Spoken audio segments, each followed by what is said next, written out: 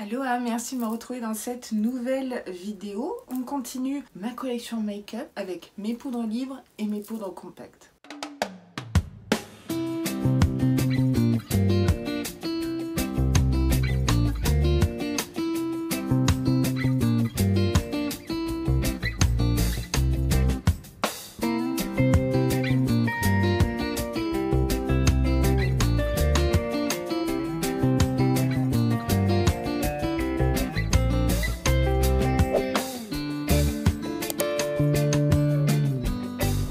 Pas 36 000, hein, vous inquiétez pas, tout est relatif. Je vais commencer par celle de chez Essence, qui est transparente, blanche. Donc elle va venir matifier la peau. Elle est vraiment toute fine, imperceptible et ne blanchit pas trop mon teint. Bon, presque pas finalement. J'utilise tout le temps, de chez tout le temps. C'est celle que j'ai mis aujourd'hui. Ça floute un petit peu les pores, je dois l'avouer. Donc c'est la All About Matte Fixing Compact Powder, tout simplement. Donc celle-là, je l'avais achetée. Je ne l'ai pas reçue dans le calendrier de l'Avent. Une poudre que j'ai jamais testée de chez Révolution. Ok, il y a un miroir. Celle-ci aussi, elle est blanche transparente. C'est la Press Powder Infinite universelle. Je dirais que c'est plus pour fixer le make-up. Elle est toute neuve, je vais pas l'utiliser, donc celle-là elle ira sur Vinted. De chez Révolution, j'avais reçu l'année dernière dans le calendrier de l'Avent une poudre banana compacte, celle-ci, mais un petit peu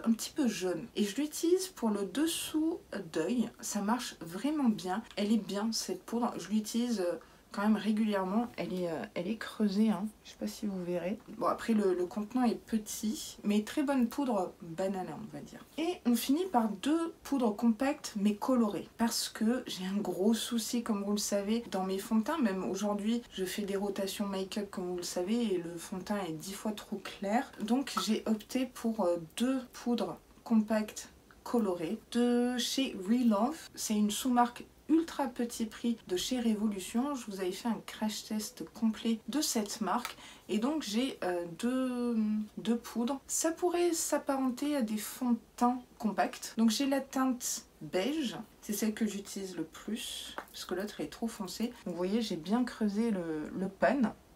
Elle va matifier à fond. Alors moi j'utilise cette poudre essentiellement ici et ici, hein. Pas trop sur le menton je crois, non. J'utilise à la houppette, jamais essayé avec le pinceau, je devrais. Et donc ça va rectifier un petit peu le côté Casper, je dois l'avouer. Et du coup j'ai pris la teinte Tan aussi. Alors celle-là, vous voyez, je l'utilise beaucoup moins. Parce qu'en fait j'ai l'impression que ça grise le teint. Enfin c'est pas j'ai l'impression, ça grise mon teint. C'est vraiment bizarre comme rendu. Mais ça me sauve quand même pas mal le teint. Alors ces poudres là compactes sont vraiment pas chères. Il en existe bien évidemment des transparentes, hein, des blanches on va dire. Mais si vous avez des problèmes Casper teint, je vous les conseille fortement. Et c'est petit prix. Alors en poudre libre j'en ai une flopée. Alors j'ai pas vraiment d'ordre de préférence. Je vais peut-être y aller de la poudre la moins chère à la plus chère. On va faire comme ça. J'en ai deux calendriers de l'Avent, donc je pense que c'est les moins chers. L'une, c'est de la marque Justa. Donc en 2020, j'avais unboxé un super calendrier de l'Avent avec des flamants roses. Le truc complètement lunaire pour un calendrier de l'Avent. Et on avait une poudre libre qui se présentait comme ça. Et elle est super fine. Je l'utilise quand même régulièrement. Mais elle est un petit peu teintée violet. Ce qui est très bien pour vous donner de l'éclat au visage. Je trouvais le fait de recevoir une poudre libre éclat dans un calendrier de l'Avent petit prix, c'était vraiment top. Elle est vraiment très très fine. Est-ce qu'elle blanchit mon teint? Non, pas plus que ça. Non. Une de chez W7, j'allais dire cette année. Non. Du calendrier de l'Avent 2021, j'avais reçu une poudre, toute petite poudre banana, donc jaune, comme ceci, vous voyez. J'aime bien les poudres banana. Alors je ne sais pas si c'est par rapport à mon type de peau ou ma carnation. Ici sous le dessous d'œil, ça change carrément. Elle est bien jaune. Alors je trouve que c'est pas pratique au niveau contenant parce qu'il n'y a pas de tamis. Bonne poudre. Une poudre de chez Action à la noix de coco, c'est celle que j'ai mis aujourd'hui sur l'ensemble du visage. Ça a blanchi mon teint comme vous pouvez le voir. Ça sent divinement bon. Donc c'est celle-ci. Elle coûte vraiment pas cher et il y a de quoi faire. Je crois qu'il existe également à la pêche. Moi, c'est noix de coco. Donc, il y a un tamis. Voilà. Alors, pour le coup, cette poudre n'est pas fine.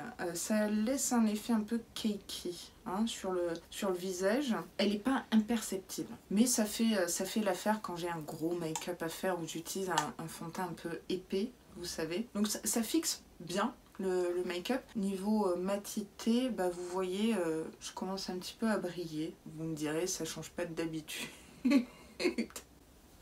Une poudre un peu colorée de chez Primark. Alors celle-là, elle est périmée de chez Périmée. 24 mois. Ah ouais, non, je suis bien à 3 ans. Ah, quoique. Oh, je sais pas. Elle coûtait 2,50 €, il y a encore l'étiquette. Donc c'est une poudre minérale. Je crois que c'est la seule poudre minérale que j'ai.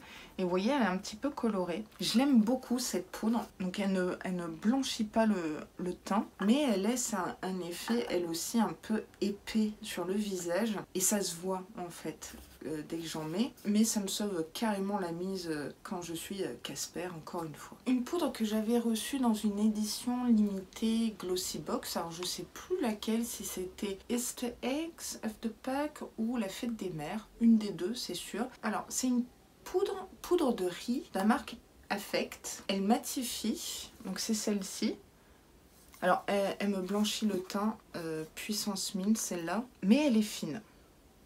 Elle est fine, je dois l'avouer, je l'utilise très régulièrement quand même, mais pas sur l'ensemble du visage, essentiellement dessous d'œil, la zone T quoi. Il n'y a pas d'effet flashback, et ça, c'est assez rare. Alors, vous vous posez peut-être la question, qu'est-ce qu'un effet flashback? Alors, avec des éclairages artificiels, certaines poudres vont refléter la lumière on va dire et ça va faire des traces blanches qu'on voit pas dans un miroir, c'est vraiment en caméra avec les éclairages et j'ai énormément de poudres qui font cet effet là. Alors vous me direz, je vous dirai, donc, moi j'utilise ces poudres à l'aéroport parce que en l'occurrence je n'ai pas de flash partout. Mais en caméra je fais très attention. Ah ben celle-là je peux pas l'utiliser. D'ailleurs ce que je vais vous montrer à présent c'est des poudres que je n'utilise pas quand je filme. Pour moi une des meilleures poudres petit prix on va dire sur le marché, c'est une poudre de chez L'Oréal. Alors L'Oréal, j'ai plus beaucoup de produits de cette marque pour diverses raisons, pas forcément en adéquation avec toutes leurs valeurs on va dire, mais celle-ci, l'infaillible Magic Loose Powder, donc elle est bleue, c'est celle-là. C'est une des poudres les plus fines que j'ai testées. Elle floute les pores et lisse la peau, c'est magique comme le nom l'indique. Celle-ci a un effet flashback puissance 1000, à mon grand regret. Elle est douce, facile à travailler, il n'en faut pas beaucoup. Ah non, cette poudre, c'est une merveille si vous avez comme moi des problèmes de pores dilatés ou vous avez besoin de lisser, on va dire. Si je la mets en caméra, vous allez voir des grosses traces blanches dessous d'œil, etc. Ça serait pas très très joli, ou ce serait peut-être un style, on dirait. Quoique, il y a des vidéos de l'année dernière où j'ai ces poudres et on voit bien l'effet flashback. Et là, on passe sur du haut de gamme, on va dire. La première, c'est une poudre de chez Becca que j'avais eue dans une box Sephora Favorites Summer. Donc Becca, c'est terminé. Donc celle-là, je l'ai saignée, il en reste presque plus. Vous voyez, c'est la Hydra Mist Set and Refresh Powder, poudre de finition et de retouche. Franchement, une super poudre, un petit peu colorée, moi ça m'allait. Très fine, très subtile. On ne voyait pas que j'avais de la poudre sur le visage. Un effet poudré sans être poudré. Enfin, c'est tout un truc. Je garderai le packaging en souvenir parce que je crois que c'est le seul produit Becca que j'ai. Et vu que la marque Quit c'est terminé, au moins j'aurai un petit packaging Becca. Ma poudre number 2 préférée, on va dire, c'est celle de chez By Terry. Hein.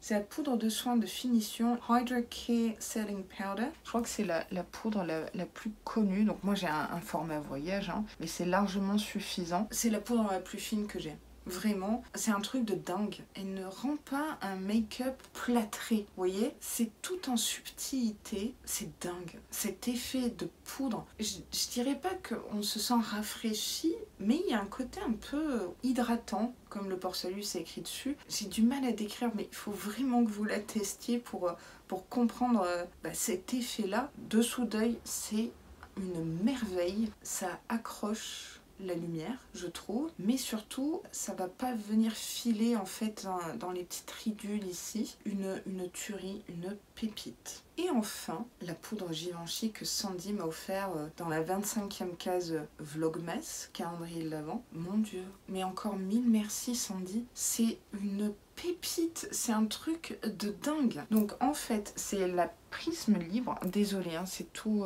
sale de poudre. Et en fait, il y a 4 teintes de poudre. Donc on a blanc translucide, violet, vert et bleu. Donc le vert pour corriger les rougeurs, le blanc pour matifier, le violet et le bleu, je dirais que c'est pour donner de l'éclat, enlever un côté terne. Et en fait, vous en prélevez dans le bouchon comme ça. Les quatre poudres se mélangent entre elles et l'effet, je pense que dans ma vidéo mes favoris, je la testerai avec vous en direct pour vous montrer la puissance de cette poudre en fait. C'est ouf, c'est dinguissime. Alors je l'utilise uniquement au pinceau. Au pet, ça serait un peu compliqué, je pense, mais à tester. En tout cas, c'est la number one de la number one. Hein. Je crois que je n'ai oublié aucune poudre. Au niveau rangement, je les mets en fait dans les box beauté à tiroirs qu'on reçoit dans les box. Hein. Donc j'en ai 4 et je les range dedans, fond de teint poudre, libre et compact. C'était la petite parenthèse qui servait à rien, mais donc voilà, j'espère que ma petite collection de poudre compacte et libre vous aura plu. Je devance vos questions, mais j'ai jeté 2 poudres scintillantes pour le corps. Elles étaient archi méga périmées et surtout je les utilise pas, contrairement à Sandy. Hein. Si vous avez peut-être des recommandations de poudre, ou dites-moi quelle est votre poudre compacte ou poudre libre, chouchou, number one dans votre cœur, mais pensez à mon portefeuille quand même. Hein. Je vous dirai que j'ai pas besoin d'acheter des poudres supplémentaires, mais je suis contente, j'en ai terminé une et bientôt 2. Je vous attends avec grand plaisir en commentaire, mes vainés et vainéos. Bah écoutez, cette vidéo, ma collection 2 est maintenant terminée, j'espère que ça vous aura plu. Prochaine vidéo, ma collection, ça sera mes blushs. Dieu sait que j'en ai. Écoutez, si vous avez aimé, n'hésitez pas à mettre un petit like noix de coco comme d'habitude et à vous abonner à ma chaîne si vous passez par là, par le plus grand des hasards. Parce que ça me ferait vraiment très plaisir, ça m'aiderait beaucoup aussi, faut se le dire. Et en plus, vous savez quoi? C'est gratuit. Je vous dis à très vite dans une prochaine vidéo et sur ce, prenez vraiment, vraiment, vraiment, vraiment grand soin de vous.